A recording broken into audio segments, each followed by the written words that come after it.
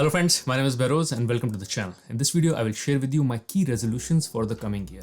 Now the reason I'm posting this resolution video a bit earlier is one, I don't really believe we have to wait till 1st of Jan to create any resolution. Rather, it doesn't need to rely on any date. We can come up with resolution any time of the year and keep adding on more resolutions as we start to deliver on the resolutions that we previously had. Secondly, for those who love to put their resolutions with the start of the new year, this may give them some ideas in advance in order to frame their own resolutions when it comes to self-development and personal growth. Now with these resolutions, I will not just talk about what is that I'm resolving against, rather I will also talk about how will I make sure that I deliver on my resolutions. I strongly believe that the reason most of our resolutions fail is because of the fact that while we've thought of the what, we've not given enough thought to how.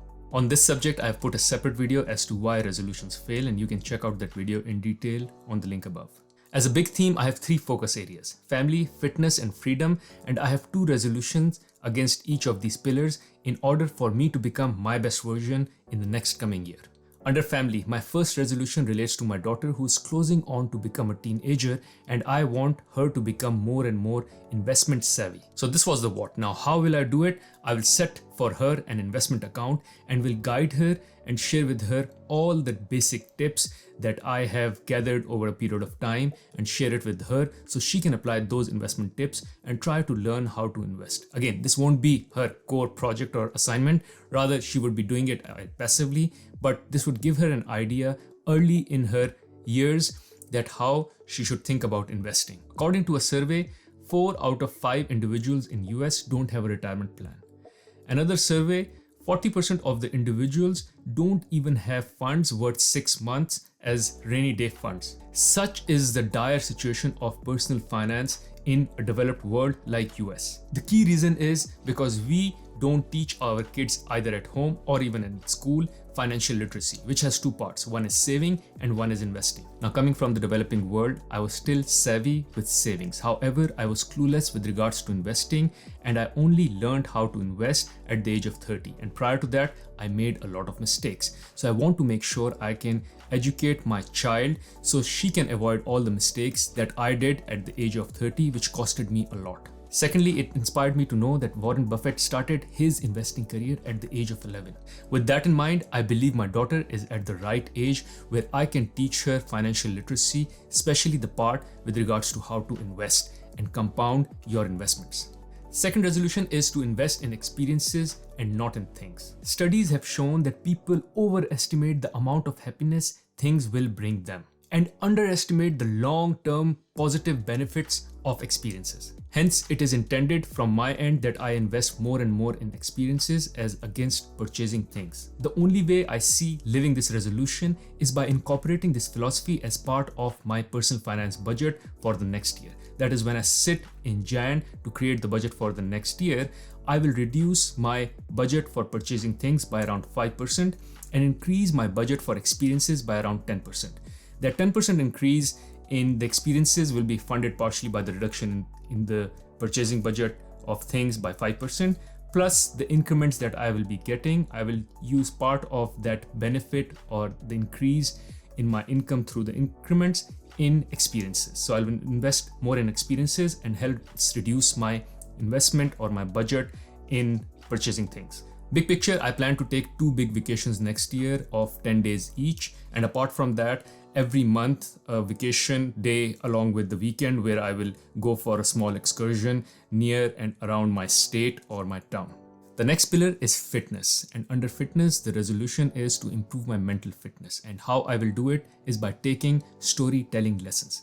Now let me explain what has storytelling to do with mental fitness. Mental fitness for me is attempting to do stuff which I'm uncomfortable with, which makes me nervous, so I can develop that muscle in order to handle any uncertain, uncomfortable and nervous situation when and if it happens. The physical equivalent of which would be bungee jumping or skydiving. So the idea here is to be mentally stronger and brave. I attempted to make myself mentally strong this year, which I was very successful with by taking improv lessons, for which I made a separate video as to what lessons I learned by taking improv lessons, and I will leave the link of that video here. Frankly, I wanted to take a stab at stand-up comedy, not for the purpose of presenting or performing in a club or in front of a big group, rather enough for me to enjoy a gathering of friends and family. Initially, I thought improv will alone help me develop that muscle. But with improv, the challenge is that there is a partner who is still carrying you on during the stage performance. So you are kind of sharing the burden of the show with your partner on the stage, unlike stand-up. Hence my inclination to try out storytelling lessons for next year. This is something that I still need to plan as to when I will start, and I need to sign up for the storytelling lessons. Although I have identified the institute where I will go. It's like a 20-minute drive from the place where I live, which is perfect. It's just that I still need to sign up, which probably I will sign up once I'm back from my vacation and in the start of next year. Second part of the fitness pillar is physical fitness. Now I'm very regular with my gym and strength training. However, what I want to do as I'm aging now more and more is to incorporate more and more bodyweight workouts like calisthenics and gymnastics as part of my workout routine. So I will be focusing more on things like L-sits, handstand push-ups, and just normal push-ups without any weight, and incorporate them as part of my strength training routine and workout. For this, I have already charted out my plan with regards to which workouts from gymnastics and calisthenics I would be including as part of my daily routine in the gym. Now, under the freedom pillar, the first resolution is about hustling, where I want to increase the amount of content that I post on YouTube. The idea is to double the content that I post on YouTube versus what I was posting this year. YouTube has allowed me to connect with young folks, given me an opportunity to coach them, mentor them, which in recent past I have identified as one of my core passions. And hence I want to accelerate the growth of audience on my channel. This can be done by creating and posting more content, because creating and posting more content serves two purposes. One, it will make my content better because I will be more in practice, since I will be creating more videos and I will be practicing more, and the more I practice, the better I will get. And second, Google algorithm favors those channels which post more frequently versus those who post less frequently. So I'm expecting to get some gain by Google algorithm as well. Now, what is required for me to create more content? For me to create more content, what I need is a system which is simple, effective, and low on hassle. Now, this is something that I still need to wrap my mind around and exactly pinpoint or pencil down what is that I will be doing which will improve my system for creating more videos. By system here, I mean getting the right equipment, getting efficient with editing, developing a routine and a regular schedule where I can create the content. So one example on editing would be, even today when I sit and edit my videos, I don't know all the shortcuts that can reduce my time significantly. So I need to sit down one day and just teach myself all the shortcuts that can reduce my editing time significantly, and hence allowing me more time to create more content.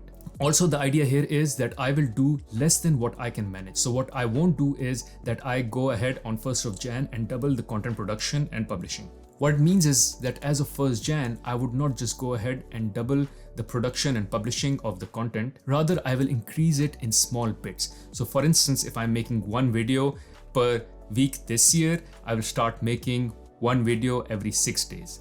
Then after 1 or 2 months, I will start making one video every 5 days. Then after giving a couple of months, I'll start making one video every 4 days. And hence eventually I will land where I am able to double the content from, let's say, one video per week to 2 videos per week. Now, the second resolution under the pillar of freedom is about investing. And here the resolution is only invest in index and do it through daily cost averaging. Learning from all the mistakes that I've done in past, such as investing out of fear of missing out, buying single stocks, investing in something that I don't understand completely. An example could be Bitcoin. The resolution here is to follow my own hard-learned investment wisdom and not to falter from it. That is to invest in index fund and invest using daily cost average. This strategy is boring, but in past has always helped me earn above average market returns. In case you want to learn more about daily cost averaging, I have a separate video on it for which I can leave the link above. Thank you for watching this video. Hopefully this video was helpful to give you some tips with regards to how you can frame your resolutions when it comes to either family, fitness, or financial freedom. Thank you for watching.